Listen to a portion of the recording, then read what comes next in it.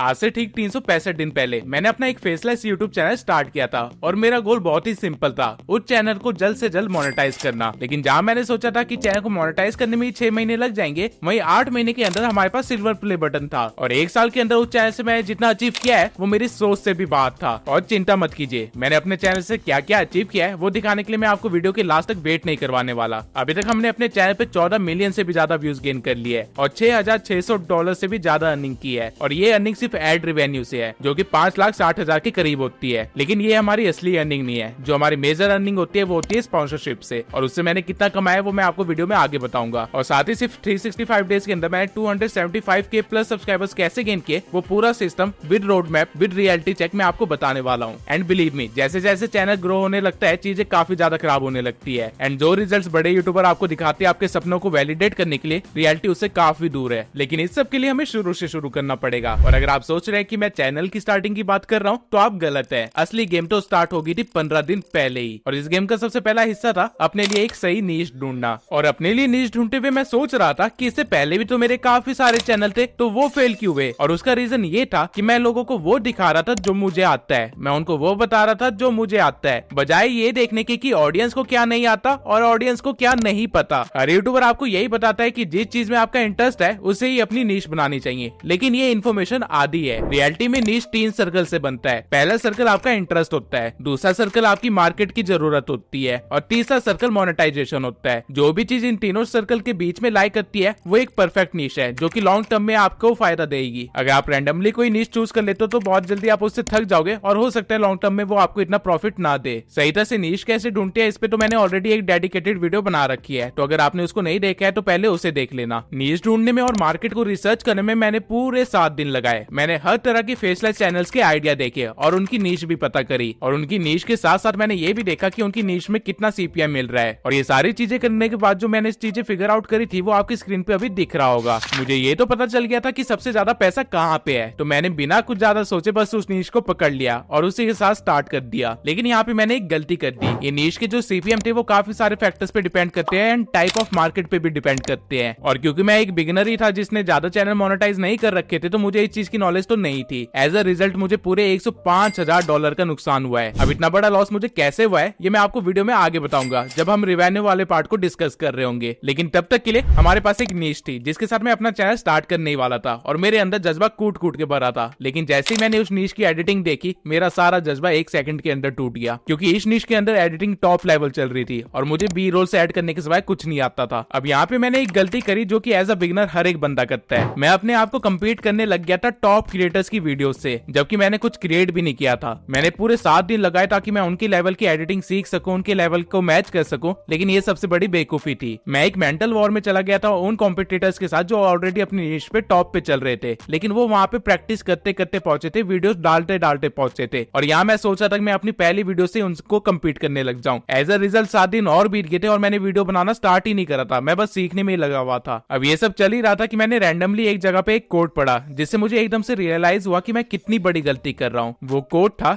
Just do it. ये पढ़ के मुझे एकदम से रियलाइज हुआ कि मैं जिन लोगों से कम्पीट कर रहा हूँ उनसे कम्पीट करने के लिए वीडियो तो डाल ही नहीं रहा हूँ, मैं सीखने में अपना सारा टाइम निकाल दे रहा हूँ। और यही करते करते मैंने 7 दिन और निकाल दिए अपने। अब ये जो चीज मेरे साथ हुई मुझे कहीं ना कहीं लगता है कि मेरी 90% ऑडियंस के साथ यही हो रहा होगा। आप लोग जो मेरी वीडियोस देखते हो कि यूट्यूब पे कैसे ग्रो हो, यूट्यूब की टिप्स एंड ट्रिक्स क्या है, कहीं ना कहीं आप लोग सिर्फ देखते ही रह जाते हो, इन चीजों को इम्प्लीमेंट नहीं करते। और ये चीज कोई और यूट्यूबर मेरी नीश में आपको नहीं बोलेगा, क्योंकि अगर उन्होंने आपको ये रियलिटी चेक दिया तो उनके व्यूज कम हो जाएंगे और कॉम्पिटिटर्स बढ़ जाएंगे। लेकिन मुझे उस चीज से फर्क नहीं पड़ता, इसलिए मैं आप लोगों को कह रहा हूँ कि स्टार्ट कीजिए, वीडियोस अपलोड करना स्टार्ट कीजिए, उनको इंप्रूव करना स्टार्ट कीजिए, तो ही आप इस लेवल पे पहुंच पाएंगे जो कि आप चाहते हैं। सिर्फ टिप्स एंड ट्रिक्स देख के आपका कुछ नहीं होने वाला। अब जैसे मुझे ये चीज की रियलाइजेशन हुई तो मुझे जितना आता था जैसे आता था उसी के साथ मैंने अपनी वीडियो की प्रोडक्शन स्टार्ट कर दी और कुछ ही दिन के अंदर एक ट्रेंडिंग टॉपिक के ऊपर मैंने वीडियो बना के उसे अपलोड भी कर दिया। और ये वीडियो थी ट्यूब सेंसाई चैनल की पहली video. And can you guess कि मुझे कितने व्यूज आए होंगे उस वीडियो पे? टू योर सरप्राइज मुझे 45 डेज तक उस वीडियो पे 100 व्यूज भी नहीं आए थे। इवन पहले के 3 दिन तो मुझे एक भी व्यू नहीं आया था। जो भी व्यूज आप यहाँ पे देख रहे हो वो मैंने खुद को ही दिए थे अलग अलग डिवाइसेस से, ताकि यूट्यूब को थोड़े इंप्रेशन मिल जाए और वो मेरी वीडियो को सजेस्ट करना स्टार्ट कर दे। और ये है मेरे चैनल की सच्चाई। लेकिन मैं यहाँ पे रुका नहीं, बल्कि मैं हर हफ्ते वीडियो डालता रहा, क्योंकि मुझे पता था कि कंसिस्टेंसी से ज्यादा कुछ भी यूट्यूब पसंद नहीं करता। लेकिन उससे भी ज्यादा कोई फर्क पड़ा नहीं, क्योंकि एक के बाद मेरी एक वीडियो फ्लॉप होती गई और एक 1 महीने बाद जाके कहीं मेरे 100 सब्सक्राइबर्स कंप्लीट हुए थे। सुनने में जितना अनरियलिस्टिक लग रही है उतनी ही बड़ी रियलिटी है। और सबसे दुख की बात ये थी कि जिस टॉपिक पे मैंने वीडियो बनाई थी उस टॉपिक पे हर बंदा वीडियो बना रहा था और उन सबकी वीडियोस कम से कम 3000 4000 व्यूज गेन कर रही थी और उनके 1000 सब्सक्राइबर्स तो ऐसे ही हो जा रहे थे। वही मैं अब तक 3-4 वीडियोस अपलोड कर चुका था अच्छी खासी नॉलेज और एडिटिंग के साथ, लेकिन मेरे 100 सब्सक्राइबर्स भी कंप्लीट नहीं हुए और व्यूज आना तो दूर की बात। अब होता क्या है कि आप लोग ऐसे टाइम पे गिव अप कर देते हो। मेरे ईमेल और इंस्टा इनबॉक्स भरा हुआ है ऐसे लोगों से जिनकी पहली वीडियो नहीं चली या फिर 2 महीने में सक्सेस नहीं मिली तो उन्होंने गिव अप कर दिया, ये कहते हुए कि उनका चैनल डेड है या फिर यूट्यूब लक का गेम है और उनका लक सही नहीं है। और आधे से ज्यादा लोग तो एक नया चैनल बना के सेम गलती दोबारा से कर रहे होते हैं और इस रीजन से वो लोग अपने मेन चैनल पे वीडियोस अपलोड करना बंद कर देते हैं, जिसकी वजह से उनकी कंसिस्टेंसी टूट जाती है और बिगड़ा हुआ काम और बिगड़ जाता है। अब इस चीज में मैं आप लोगों की गलती भी नहीं बोलूंगा क्योंकि मैं खुद भी ऐसे सिचुएशन में आ गया था जहां मुझे समझ नहीं आ रहा था कि मैं क्या गलती कर रहा हूं जिसकी वजह से मेरी वीडियोस नहीं चल रही है। तो मैंने हर एक तरह की स्ट्रेटेजीज लगाना स्टार्ट कर दिया। मैंने ट्रेंड चेकिंग का इस्तेमाल किया दबा के। मैं हर एक क्रिएटर के ऊपर ट्रेंड चेकिंग का इस्तेमाल कर रहा था, लेकिन मैं अपनी नीश से रिलेटेड ही क्रिएटर्स के साथ ये कर रहा था। फॉर एग्जांपल डिकोडिंग वाईटी, एलग्रो एंड मनोज डे। लेकिन जब मेरी ये वीडियोस भी नहीं चली तो मैंने एक एक्सपेरिमेंट करने का सोचा। मैंने अपनी नीश से हट के एक क्रिएटर पे वीडियो बनाई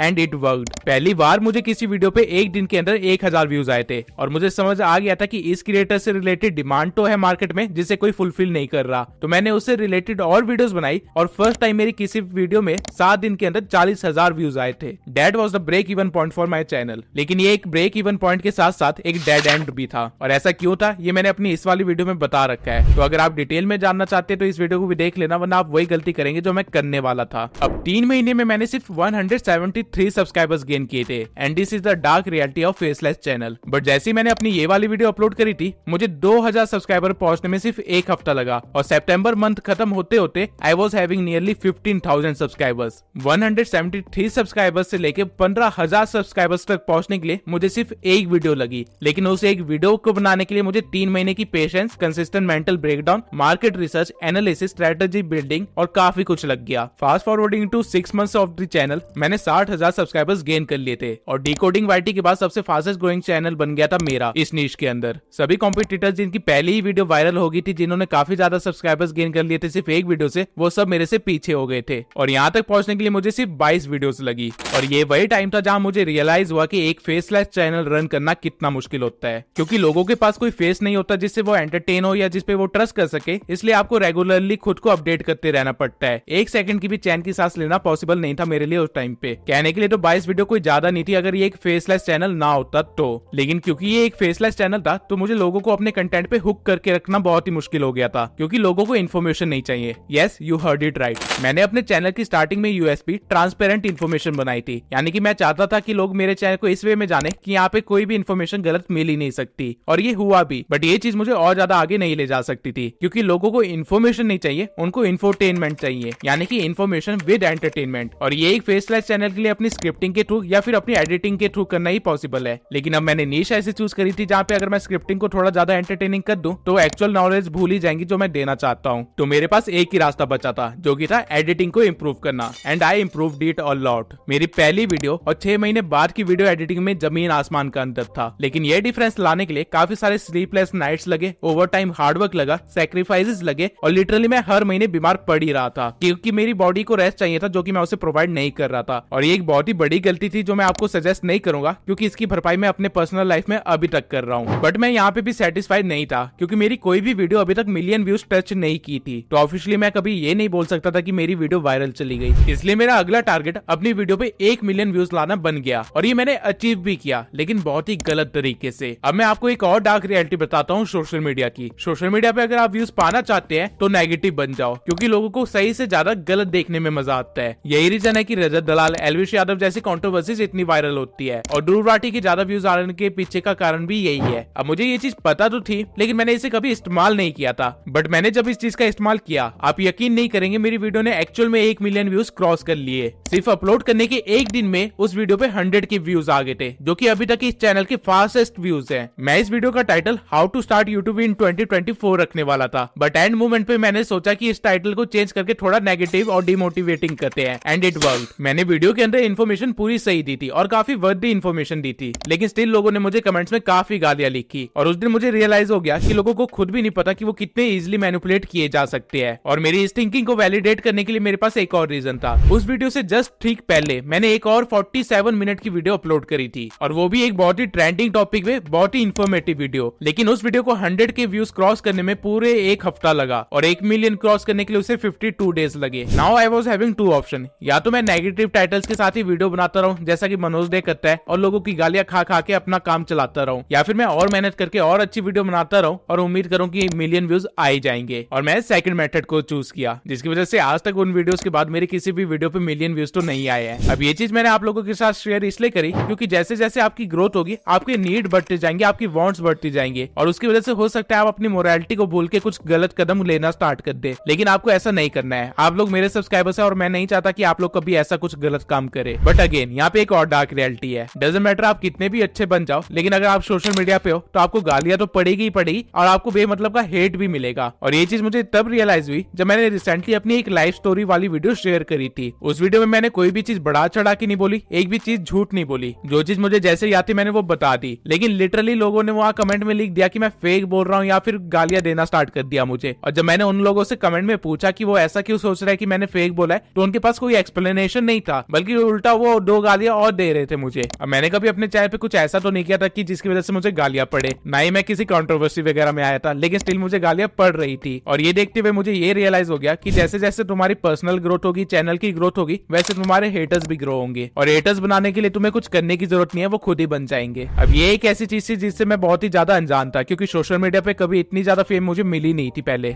बट एनीवेज हमने फरवरी 9 को 100K क्रॉस कर लिए एंड अपने चैनल को स्टार्ट करने के 8 महीने बाद ही हमारे पास सिल्वर प्ले बटन मिल गया। अब मैं आप लोगों से झूठ नहीं कहूंगा, लेकिन इन 8 महीनों में से 1 महीना भी ऐसा नहीं था जब मेरे को स्ट्रेटेजी बिल्डिंग नहीं करनी पड़ी, वीडियो के आइडियाज ढूंढने में प्रॉब्लम नहीं आई। और कई बार ऐसा भी हुआ कि जो मैं स्ट्रेटेजी बिल्ड करी और वीडियो आइडिया ढूंढे वो फ्लॉप भी हुए, लेकिन मैं अपने माइलस्टोन्स को अचीव करता रहा क्योंकि मैं कंसिस्टेंट था। फेलियर हो या फिर सक्सेस हो, उसके साथ कंसिस्टेंट रहो तो यूट्यूब पे आपका ग्रोथ कंफर्म है। अब आई नो आप में से आधे से ज्यादा लोगों का टारगेट तो 100K ही होगा, तो मैं पहले आप लोगों के साथ वो सारी प्रॉब्लम शेयर कर लेता हूँ जो एक फेसलेस चैनल को 100K तक पहुंचने के लिए फेस करनी पड़ेगी। और ये वो प्रॉब्लम्स नहीं है जो कि हर यूट्यूबर कवर करता है, क्योंकि उनका इलाज तो हर किसी के पास है लेकिन वो वर्क नहीं कर रहे हैं। प्रॉब्लम एक्चुअली में साइकोलॉजिकल प्रॉब्लम है, ऑडियंस की डिमांड को समझना प्रॉब्लम है। तो उन चीजों से कैसे कोअप करना है वो तो मैं आपको बताऊंगा, लेकिन उससे पहले प्रॉब्लम जान लेते हैं। सबसे पहली प्रॉब्लम है खुद का ब्रांड बनाना, क्योंकि अगर आप एक फेसलेस चैनल हो तो खुद का ब्रांड बनाना बहुत ही मुश्किल होता है। उसके बाद सेकंड पॉइंट है यूएसपी बिल्ड करना, यूनिक सेलिंग प्रोपोजिशन, यानी कि कुछ ऐसा यूनिक होना जिससे आपकी चैनल की आइडेंटिटी बने। तीसरा है ऑडियंस का ट्रस्ट जीतना, क्योंकि हमारी नीश में अगर हमारी ऑडियंस हम पे ट्रस्ट नहीं कर रही है तो हमारी नीश में हमारा होने का मतलब ही नहीं बनता। चौथा पॉइंट है कंसिस्टेंसी मेंटेन करना, जो कि पर्सनल लाइफ के साथ मेंटेन करना बहुत ही मुश्किल होता है। और पांचवा पॉइंट है कम्युनिटी बिल्डिंग, क्वालिटी कंटेंट बनाना, सही तरह से थंबनेल बनाना, सही तरह से वीडियो अपलोड करना, चैनल की सेटिंग सही रखना। ये सारी चीजें तो आपको बाकी सारे यूट्यूबर्स बता ही देंगे, मेरे खुद के चैनल पे इससे रिलेटेड काफी सारी वीडियोस है। बट ये कुछ ऐसी चीजें जो कि हर क्रिएटर के दिमाग में होती है, इसके ऊपर कोई डिस्कशन करता ही नहीं है। एज अ रिजल्ट आप लोगों को ये चीजें नहीं पता होती, आप लोगों को एक्सपीरियंस नहीं मिलता है, जिसकी वजह से आप फेल होते हो। तो अब मैं एक एक करके इन प्रॉब्लम्स के सॉल्यूशन भी आपको बता देता हूँ। तो सबसे पहला था खुद का ब्रांड बनाना। अब खुद का ब्रांड बनाने का मतलब ये नहीं होता कि खुद को सबसे बड़ा बना लेना, वो तो रिवॉर्ड होता है जो कि एक ब्रांड बनाने की वजह से आपको मिलता है। ब्रांड बनाने का असली मतलब ये होता है कि एक स्टोरी या फिर एक पर्सनैलिटी को लिंक कर देना अपने प्रोडक्ट से। फेस वाले चैनल ये बिना किसी दिक्कत के कर लेते हैं, क्योंकि उनकी फेस खुद ही एक पर्सनैलिटी होती है जो कि उनके चैनल से लिंक हो जाती है या उनके कंटेंट से लिंक हो जाती है। बट हमारे केस में ऐसा नहीं है, इसलिए अगर आप खुद को एक एज अ ब्रांड एस्टैब्लिश करना चाहते हो तो आपको अपनी एक यूएसपी बनानी पड़ेगी, और वही हमारा सेकंड पॉइंट है। यूएसपी का मतलब होता है यूनिक सेलिंग प्रोपोजिशन। अब जो फेस वाले चैनल्स होते हैं वो चाहे तो एक यूएसपी को सोच सकते हैं और अपने पूरे यूट्यूब करियर में सिर्फ उसी के साथ आगे बढ़ सकते हैं, उनका काम चलता रहेगा। बट एक फेसलेस चैनल ऐसा नहीं कर सकता। अगर आप एक फेसलेस चैनल है तो आपको टाइम टू टाइम अपनी यूएसपी को चेंज करना पड़ेगा, और वो भी अपनी पुरानी यूएसपी को मेंटेन करते हुए। फॉर एग्जांपल स्टार्टिंग में मेरी यूएसपी थी कि मैं ट्रांसपेरेंट इन्फॉर्मेशन देता हूँ, लेकिन इससे मैं सिर्फ 50,000 सब्सक्राइबर्स तक ही गेन कर पाया। उसके बाद मैंने अपनी यूएसपी को चेंज किया और अपनी एडिटिंग स्टाइल को अपनी यूएसपी बना लिया। अब ये चीज को कम से कम 6 से 8 महीने हो गए हैं और ये चीज अभी भी वर्क कर रही थी, लेकिन अगेन अब 1 साल बाद मुझे एक नई यूएसपी ढूंढनी है, और ये एक ऑनगोइंग प्रोसेस है। इवन इस स्टेज पे पहुंचने के बाद भी मुझे यूएसपी ढूंढनी है, तो आपको तो ये करते ही रहना पड़ेगा। नाउ अगर आपने खुद को एज अ ब्रांड शो करने की कोशिश करी है तो आपको लोगों का ट्रस्ट भी जीतना पड़ेगा, क्योंकि जिस ब्रांड पे लोग ट्रस्ट नहीं करते वो ब्रांड ही नहीं होता। अब ये एक साइकोलॉजिकल चीज है कि लोग आवाज से ज्यादा किसी भी फेस को ट्रस्ट करते हैं। तो एज अ फेसलेस चैनल अपनी ऑडियंस का ट्रस्ट बिल्ड करने के लिए मैंने प्लेलिस्ट बनाना स्टार्ट कर दिया। मैं जब भी कोई वीडियो बनाता था तो उस वीडियो के एंड में एक क्वेश्चन डाल देता था जिसका आंसर मुझे पता होता था कि उनके पास नहीं होगा, और फिर मैं अपनी ऑडियंस से कहता था कि अगर आपको इसका आंसर चाहिए या फिर आपको इस प्रॉब्लम का सॉल्यूशन चाहिए तो कमेंट में लिख दीजिए, मैं उससे रिलेटेड वीडियो जरूर बनाऊंगा। और वो कमेंट किया भी करते थे और मैं कुछ टाइम में वो वीडियो बना भी दिया करता था, जिससे एक फेसलेस चैनल होने के बाद भी हमारे बीच में एक कम्युनिकेशन टाइप बन गई। मेरे सब्सक्राइबर जिस भी चीज के लिए कमेंट किया करते थे मैं उससे रिलेटेड वीडियो बना दिया करता था, वो भी टाइमली। और यही रीजन है कि मेरे चैनल पे ध्रुव की पूरी एक प्लेलिस्ट बन गई। How to become a YouTuber की प्लेलिस्ट तो चल ही रही है, साथ में एआई टूल्स और इंस्टाग्राम की भी एक पूरी प्लेलिस्ट बन चुकी है। इन सभी प्लेलिस्ट की पहली वीडियो मैंने बस एज ए एक्सपेरिमेंट बनाई थी, लेकिन लोगों की डिमांड आई तो मैंने उनको फुलफिल किया। एज अ रिजल्ट उनका ट्रस्ट बन गया मेरे पे कि ये हमारी डिमांड को फुलफिल करेगा। अब ट्रस्ट बिल्डिंग एक स्लो प्रोसेस है, तो उसमें आपको टाइम लगेगा ही लगेगा, एंड आपको टाइम देना भी चाहिए। लेकिन ये तीनों चीजें किसी काम की नहीं है अगर आपने यूट्यूब को ही इग्नोर कर दिया अपनी ऑडियंस के चक्कर में। तो यूट्यूब की एक लौती डिमांड है आपसे, वो है कंसिस्टेंसी। अगर आप वो मेंटेन नहीं कर पा रहे तो यूट्यूब आपको पनिशमेंट तो जरूर देगा, इंप्रेशन डाउन करके या फिर व्यूज डाउन करके। अब इस प्रॉब्लम का तो कोई भी स्ट्रेटेजिक सॉल्यूशन नहीं है। कंसिस्टेंसी मेंटेन करने के चक्कर में मैंने खुद भी अपनी हेल्थ कई बार खराब करी है। इसका सिर्फ एक ही सॉल्यूशन है कि आप काम को डाइवर्सिफाई कर दो, लोगों को हायर करो और एक टीम बिल्ड कर लो। बट जिस निश में मैं हूं, मैं थंबनेल डिजाइनर और एक एडिटर के सिवाय किसी को हायर नहीं कर सकता। और राइट नाउ जिस लेवल की एडिटिंग आप लोगों को मैं अभी प्रोवाइड कर रहा हूँ, उस लेवल का एडिटर ढूंढना भी काफी मुश्किल होता है। तो इस चीज को आप एज अ ड्रॉबैक ले सकते हो एक फेसलेस चैनल का। अब सबको पता है कि यूट्यूब एक 3 से 5 साल का गेम है, और अगर आप 5 साल के बाद भी इस पर टिकना चाहते हो तो आपको एक कम्युनिटी बिल्ड करनी पड़ेगी। और एक फेसलेस चैनल की कम्युनिटी उतनी स्ट्रॉन्ग नहीं होती जितना एक फेस वाले चैनल की होती है। और यही रीजन है कि 3 से 5 साल के अंदर हर एक क्रिएटर अपना फेस रिवील कर ही देता है, चाहे अब वो टोटल गेमिंग हो या फिर कैरी मिनाटी हो या फिर फैक्टेक हो या कोई भी। इवन आगे चल के मुझे भी अपना फेस रिवील करना ही पड़ेगा अगर मुझे यूट्यूब पे बने रहना है। तो अब ये सारे तो वो चैलेंजेस थे जो एक फेसलेस चैनल को रन करने के लिए आपको सहने पड़ेंगे। लेकिन चैनल को रन करने के लिए आपको सिर्फ ऑडियंस की डिमांड को नहीं देखना है, बल्कि यूट्यूब के एल्गोरिदम को भी देखना है। और यूट्यूब की एल्गोरिदम की डिमांड्स बिल्कुल अलग होती है। तो इसलिए मैं आप लोगों को सजेस्ट करूंगा कि मेरी how to become a YouTuber playlist देख लेना, क्योंकि वहां पे सारी चीजें इन्फॉर्मेशन मैंने एक क्रोनोलॉजिकल ऑर्डर में दे रखी है। नाउ अभी तक मैंने आपको जो भी बताया वो सारी मेहनत हमने करी थी अपने चैनल को 100K क्रॉस करवाने के लिए, जिसके लिए मुझे 8 महीने लगे। बट 100K से 200K तक पहुंचने में मुझे सिर्फ 4 महीने लगे, और 200K से 300K तक पहुंचने में मुझे सिर्फ 3 महीने लगने वाले हैं। ये फायदा होता है कंसिस्टेंसी का। नाउ ये सारी प्लानिंग, प्लॉटिंग, हार्डवर्क, ये सब इंसान सिर्फ एक चीज के लिए करता है, पैसा। और पैसों के बारे में कोई भी यूट्यूबर खुल के नहीं बताता, but don't worry, tube sense है आपके लिए ये भी करेगा। यूट्यूब के एडसेंस से पहले महीने में मुझे सिर्फ $82 आए थे, और उसके 6 महीने बाद भी मुझे सिर्फ $500 तक की अर्निंग हो रही थी। इतनी सारी मेहनत और इतने सारे क्योस के बाद भी मुझे सिर्फ $500 मिल रहे थे, जो कि ऑब्वियसली वर्ती नहीं था। और यही एक टाइम होता है कि यूट्यूबर की लाइफ में जब वो स्पॉन्सरशिप करना स्टार्ट करता है। रीजन ये नहीं होता कि उसको ब्रांड्स को प्रमोट करने में मजा आता है, लेकिन पॉइंट ये है कि आप सिर्फ यूट्यूब की अर्निंग के बेसिस पे नहीं बैठे रह सकते। बट यहाँ पे अगेन एक प्रॉब्लम थी, लोगों को स्पॉन्सरशिप नहीं पसंद। I have literally no clue कि इंडियन लोगों को स्पॉन्सरशिप इतनी नेगेटिव वे में क्यों दिखती है, बट ऐसा है।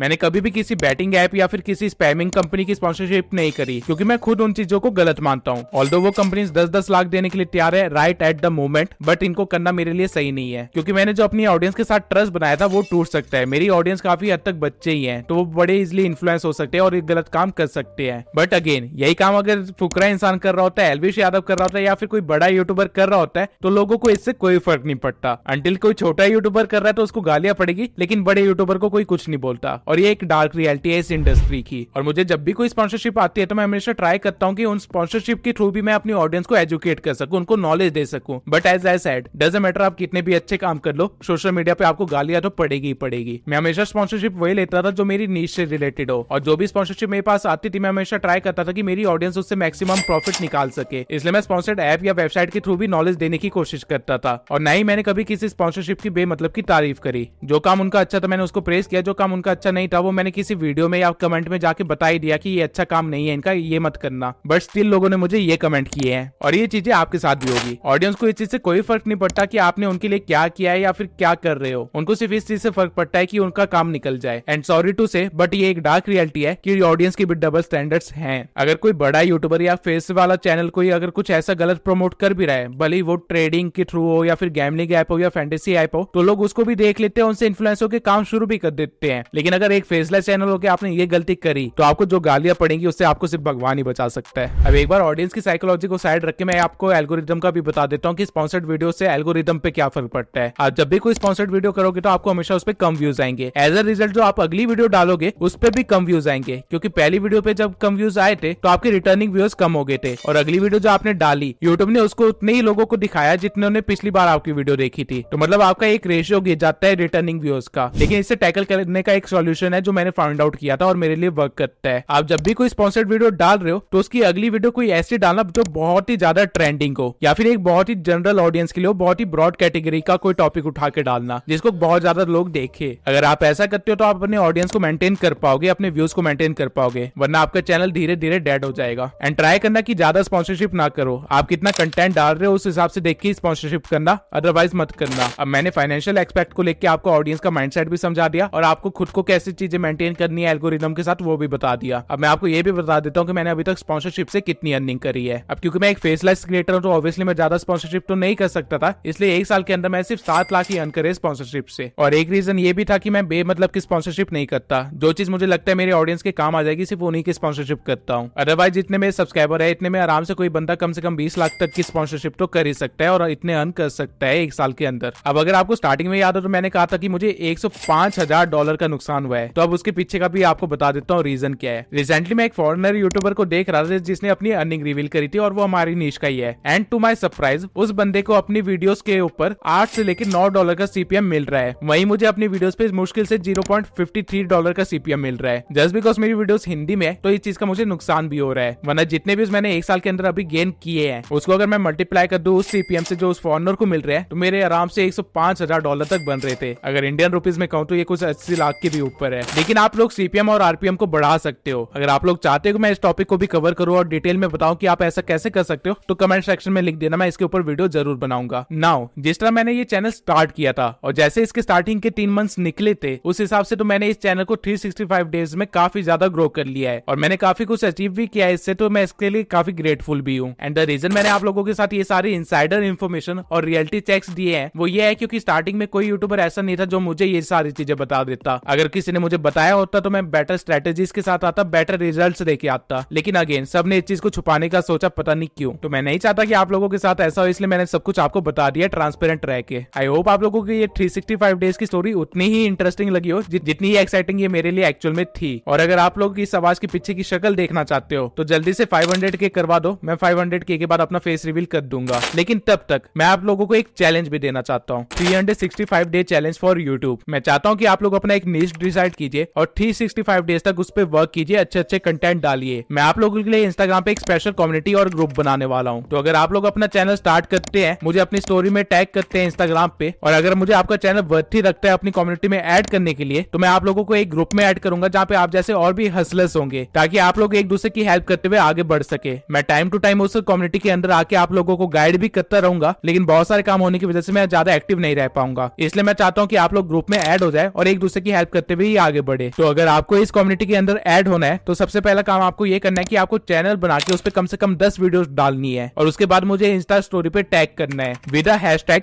365 यूट्यूब चैलेंज। उसके बाद मैं आपके चैनल को एक बार रिव्यू करूंगा, वेरीफाई करूंगा और देखूंगा कि आपका चैनल कम्युनिटी में ऐड करने लायक है या नहीं। एक बार आप कम्युनिटी में ऐड हो जाते हैं तो आपको आप जैसे काफी सारे लोग मिलेंगे जो आपको ग्रोथ के लिए हेल्प कर देंगे, आपको टिप्स भी देंगे, आप लोग एक दूसरे के साथ कोलैबोरेट भी कर सकते हो और बहुत सारी अपॉर्चुनिटीज आपके सामने खुल जाएगी। तो बस इस वीडियो के लिए इतना ही, मिलते हैं अगली वीडियो में।